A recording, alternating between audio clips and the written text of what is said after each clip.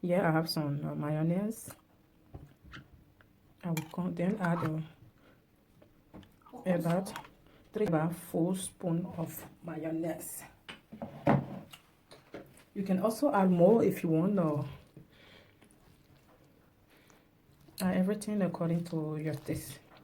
I'm adding this one because I don't love putting too much mayonnaise because of the fat in it, but you can add a little bit more if you wish, and gradually mix it.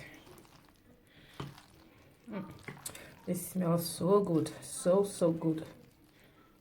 Really guys, you need to try this out. I promise you, you are going to love it. You are definitely going to love it.